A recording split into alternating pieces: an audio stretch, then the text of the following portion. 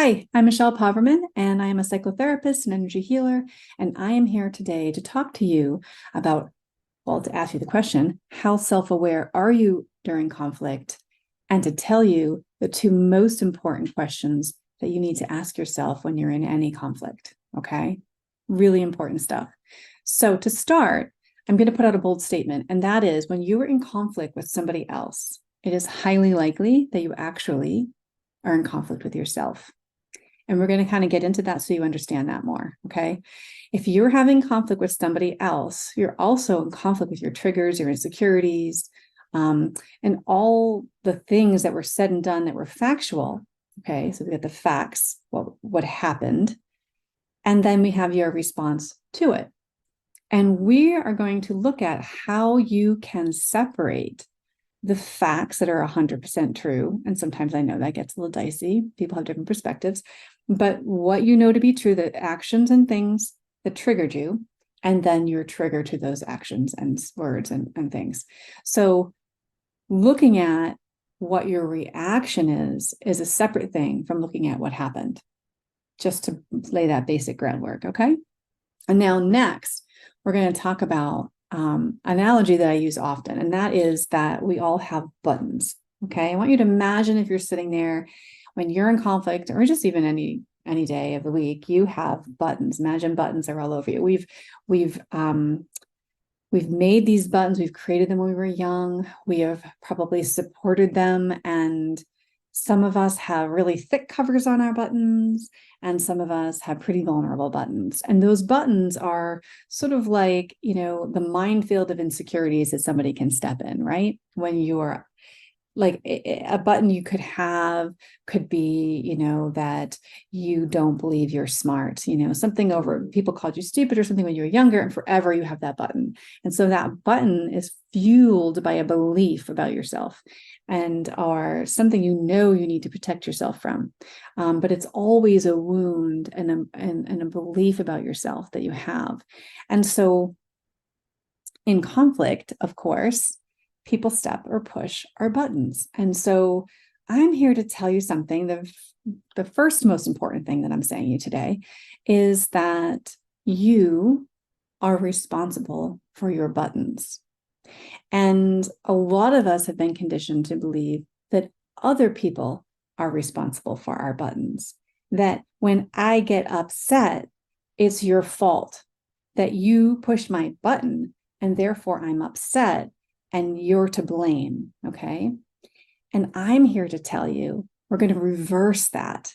And that when your buttons get pushed, it is actually only you causing more pain for yourself to delve into blaming. It's how you cause yourself more pain. It's just all more of your reaction. Okay. But when you are looking at somebody, you're in conflict, and somebody says something, it pushes your button. I'm going to talk to you today about how you can actually use that as an opportunity to grow and to heal.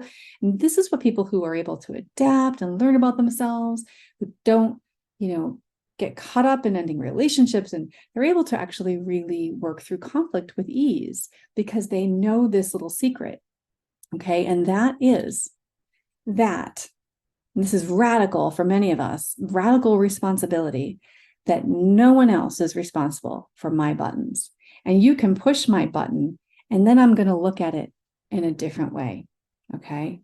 And here we go. So this means that if you're responsible for your buttons, okay, this means that your job is to be aware of the minefield of insecurities and your assigned rules that keep you comfortable. So bear with me here. It's going to make sense.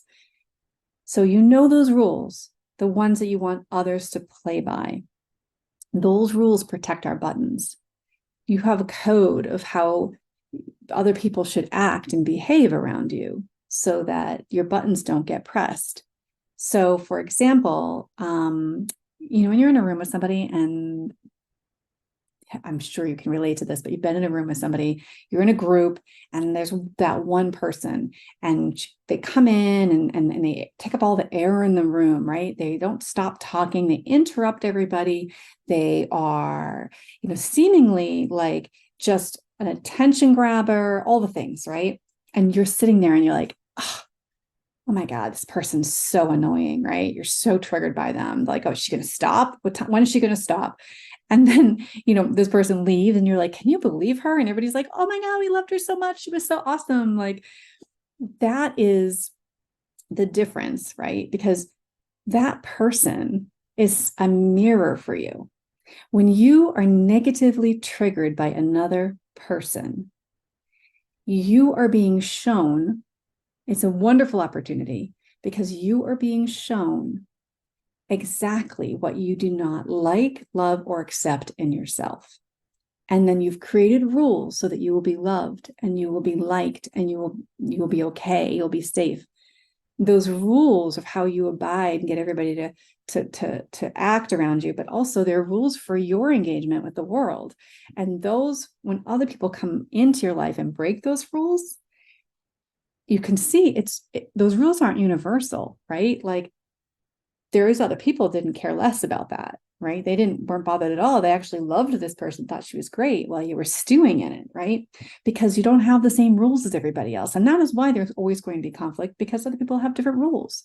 And so for you to be self-aware of what your rules are, and can simply happen through just changing your mindset that when I am triggered negatively by another person, that is an opportunity for me to look within and say, what is this about for me?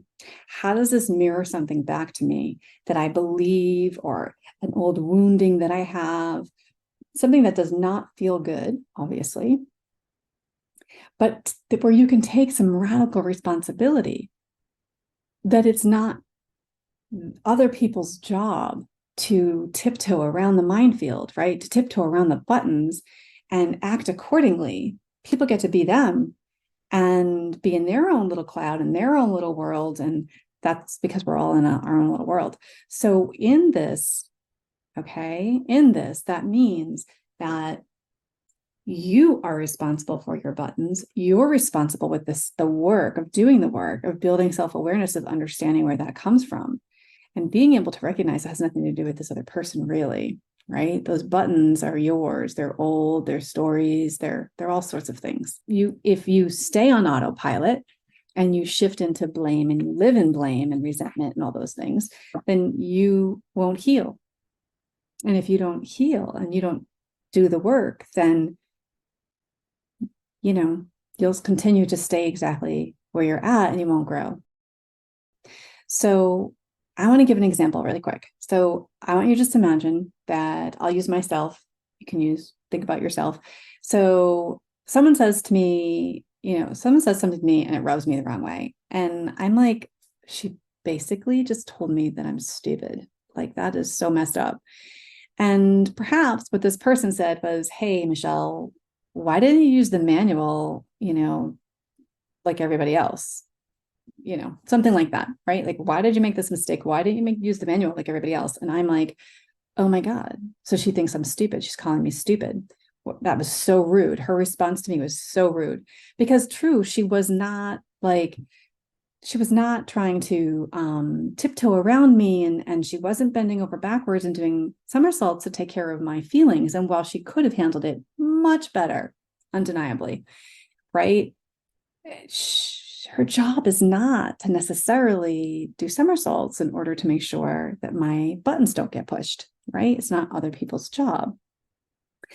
And so if I'm doing my awareness work, then I'm able to say, oh, okay, so I have the flooding, I have the reaction, and then I bring up the feeling, oh, I'm being triggered right now. I'm able to slow down and I'm able to recognize, this is my reaction to what she just said, and I'm separating it. This is what she said. This is my reaction to what she said. And then in that process, I can bring in awareness and say, I know that if I'm having an emotional trigger, right, then I have a button that's being pushed.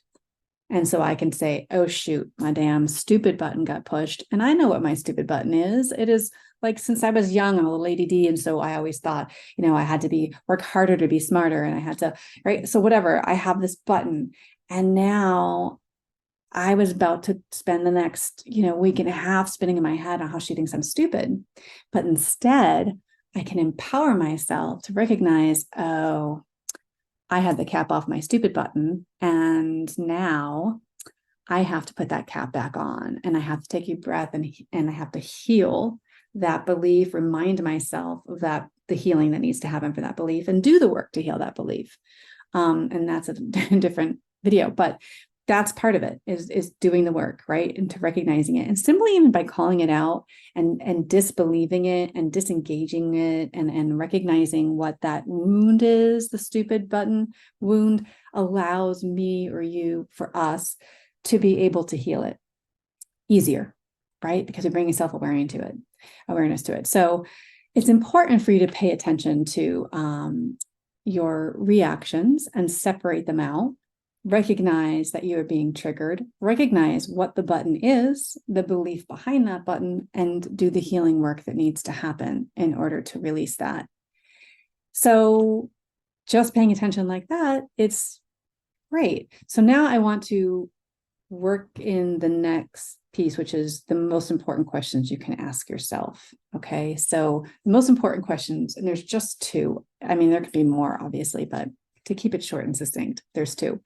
And one is, how am I contributing to the problem? When a conflict arises, I want you to just play out what we just talked about, separating my reaction, looking at what my button is, what are the rules that I have for myself here, what's being mirrored back to me that I need to learn is my own personal thing that I don't accept in myself or love about myself. What is the wound behind the button?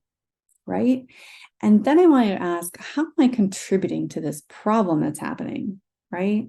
So there's all sorts of things with the scenario that I gave you. I could recognize, I rushed through it. I did these things.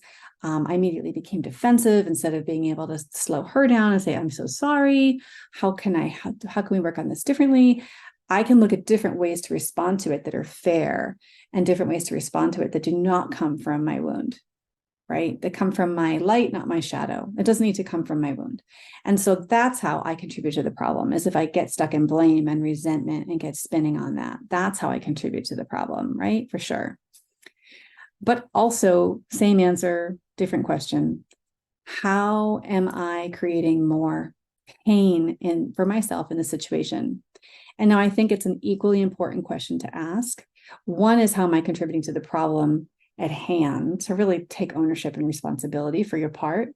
And then, how am I creating more pain for myself, is just more of recognizing what it is that you're doing to keep the pain alive, what it is that you're doing that took an initial reaction and then turned it into something bigger.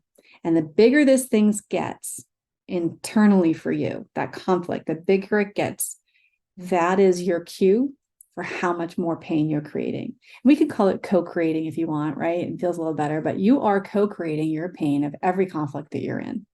And if you're not aware of how you're part of that process, then again, like I've already said, you are on autopilot and you're not healing stuff. You're not learning stuff. You are simply going through a reaction. And it is an unhealthy way to be, because it doesn't allow you growth. It doesn't allow you expansion. It doesn't allow you peace. It doesn't make your heart bigger, and you don't feel love for that person. You don't feel love for yourself. You just feel stuck in anger and frustration. So I hope this is helpful. I tried to do it quickly. If you would like to explore the work that you would like to really be doing for yourself to heal more and grow, apply to be on my podcast, Into the Work. It's really exciting. It's going to be starting in a bit. I'm offering a free 45-minute session anonymously, obviously, anonymous session with me. And that will be recorded and aired on the show. So you get an opportunity to work out something that's going on for you, as well as inspire somebody else, impact somebody else to learn through you and to learn through your experience, because that's how we all work. right? We learn a lot through other people. So if that doesn't work for you, also know that I have an ask and receive portion of episodes. And that simply is going to be just writing in the problem versus coming on the show and having a session with me. It's just writing in like an advice column. So you would write it in, what dilemma you're facing, what issues you're having, and I will answer as simply and as best as I can. Remember that everybody remains anonymous on the show. Go to michellepauverman.com and check out the podcast. Okay. All right. Be well. Take care. Bye-bye.